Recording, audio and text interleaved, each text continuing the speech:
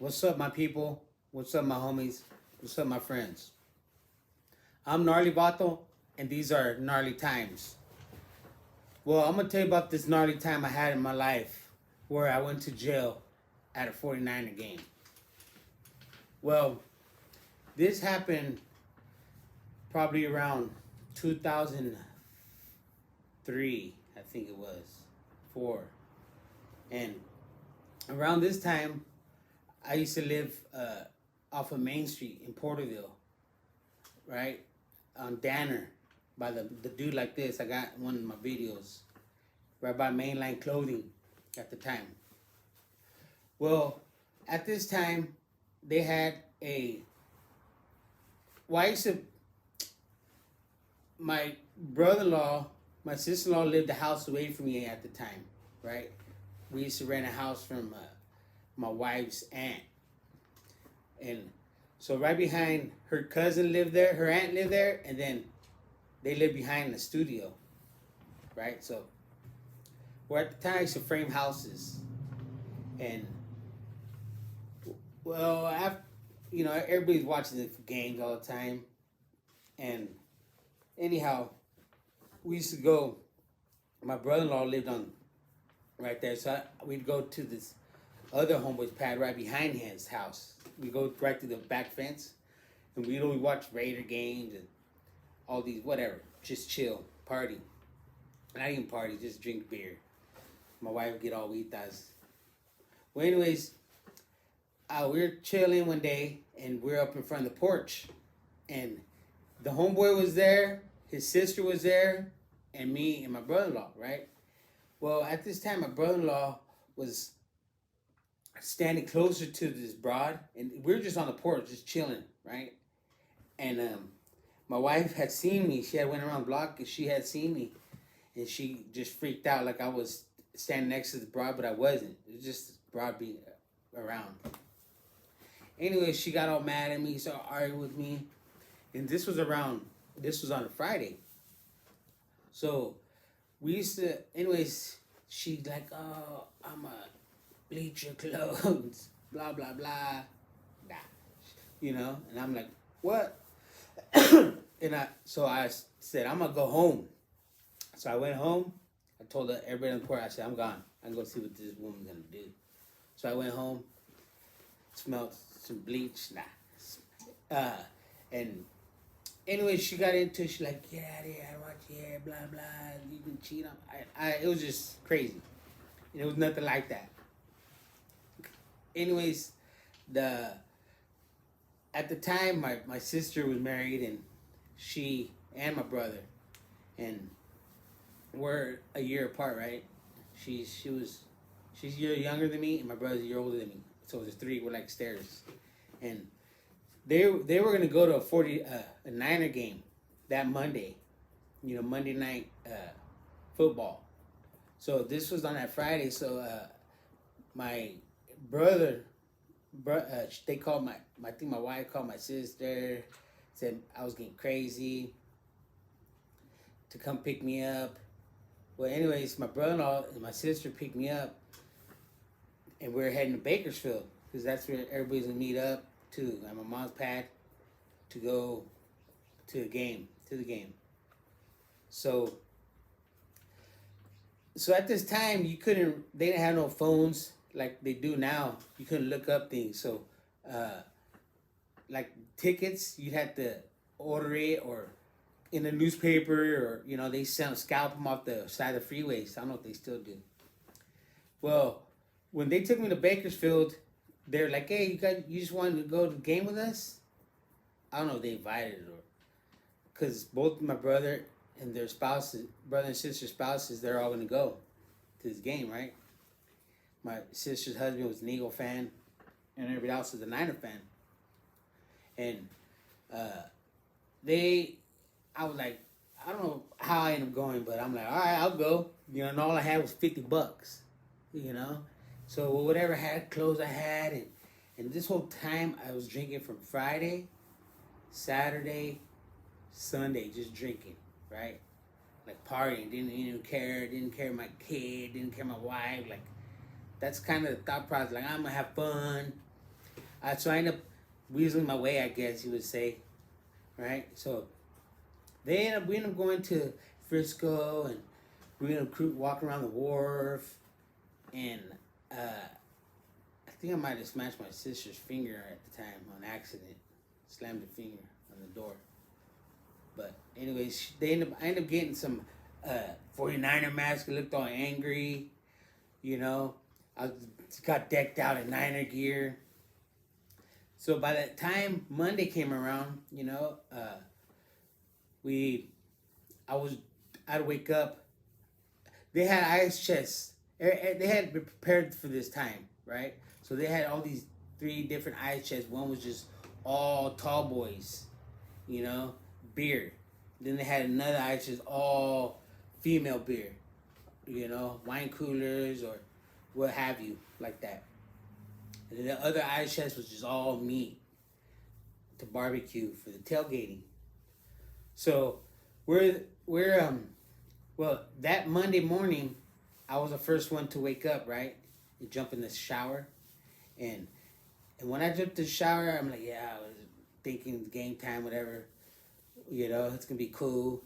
And I'm thinking, like, what am I, you know, kind of feeling back to my wife in here. And thinking I would have done, kind of, you know. But still, like, trying to live for the moment, right? Well, at this time, I used to be on parole. So I used to have to check in. And if you didn't check in and you went out, got caught up, they put you on a violation. So because it was spur of the moment and it was on a Friday, I couldn't get a hold of my PO, right? Even though I was in going to Bakersfield, and the office was in Bakersfield, I didn't really consider calling him or thought about it. I'm like, you know what? He won't find out. Well, anyways, as I'm in there, I wake up that Monday morning, and I jump in the shower, and I get out, and I'm putting on my boxers, right? My boxers were ripped. And I think to myself, what if I go to jail today? You know, I'm going to roll in there with some ripped boxers. Well, that thought popped in my head. I'm like, nah, shit, you're tripping, right? Well, anyways, I get up as I get dressed and thinking this in my mind. And it was just weird. So anyway, everybody else gets up, we get ready, we start going, get whatever we got to get ready for the game. I think we ate breakfast. And all these thoughts in my head, like, man, I'm a fifth wheel. Well, not fifth wheel, like, what am I doing, you know? Not, like, at the time, I didn't really consider my wife's feelings. Or my daughter's, I guess. Or anybody's, you know? I'm, like, kind of selfish, like to party and drink. And, well, anyways, as we get to the game, you know, it was crazy. Niner fans everywhere, tailgating. We were barbecuing, tailgating too. This was my first game ever. Well, at the time, we couldn't just get another ticket, you know, because it was like sold out. So they bought me a ticket. We found through the newspaper, and the guy met us up front, in front of the gates, and sold a ticket. So I'm like, because all I had was $50. So they what's it called? Paid for everything, you know. I kind of leached my way. I was a fifth wheel, like I'm saying, and so we ended up get the ticket, you know, and I was real obnoxious. I started getting real obnoxious and loud and trying to be the butt, you know, make everybody laugh and be a clown, and you know, thinking it's funny when you're drinking, you know. But now that I'm sober, I look at it like I'm always young clown, you know, and sometimes that's why I do these videos, because I wish there was someone older than me that wasn't on drugs that would have told me, hey, check it out. Don't do that. You know this is going to go. You know what this is going to do. But maybe sometimes they were scared the way I was or the way I would react. They told me things like that, you know. But anyways, we go to get this ticket, you know. They're having tailgate, eating, just having fun. And guys were in the eagle costume, flapping around, you know. They would be singing "Fly, Eagles, Fly," just crazy. And anyways, where I was at, they all had got seats closed down, right? Somewhere, I'm not sure, but because I was drinking, and we made a thing. They said, "All right, check it out. We're gonna call you." They had phones, right? They said, "Take this phone. I'll have this phone. I'll get Jason's ticket. Once we go to see where they're gonna sit, my sister will grab her husband's ticket, meet me at the restroom, and what's called uh, we'll walk through the thing, through the get scanned back in through there, so I could go and try to sneak right next to them into someone else's seat." So as they ended up getting the phone call later, because I was higher up. I think there was the second balcony, and they go. So I meet my sister. We go through there, and I find a seat like right in front of them. So I'm there, screaming, yeah, right, just being obnoxious, being just a drunk fan, I guess you would say now. And well, we're there doing all this, right? And they I'm there. Then so it was someone else's seat. Then I move over, and well, during this time, this guy, older guy, he's a white dude and his son, right? And they're right next to me. So as I'm being drunk and obnoxious, I'm right next to the little youngster, right? His son between him and I, and I have all this mask on and just and now that I'm older, I realize how wild I was, and crazy. Just didn't even care to even check in on my PO. Didn't even care about my wife. Didn't care about really anything but myself and partying and drinking. And well, anyways, as I'm there screaming, acting crazy, I think his son said something to me like, "Hey, calm down," or I don't know what he said, but because I didn't have no impulse control sometimes and didn't think before I reacted, I was like, whatever. I was like, "Why don't you shut up, you little," call him the B word. And I'm like, look at this guy, right? And my brother and my sister and their spouses sitting like behind him, like right when these sides. I'm like, look at this guy, right? And this little B word, right? And a lot of times I don't like to talk to people like that, not unless they were talking to me crazy. So they go, he goes, when I said that, then I look back at my brother and says like, "Look at this fool." I turn towards him. His dad just reached over and just goes, boom, and hit me because they were on the right side of me. It just hit me, right? And he tried to jump on me and like kind of pull my neck and my sweater kind of towards, trying to pull him towards him. Like, because it was just caught off guard. So I'm like trying to get up and trying to get up, and as I'm trying to punch this guy, my sister-in-law pulled my jacket.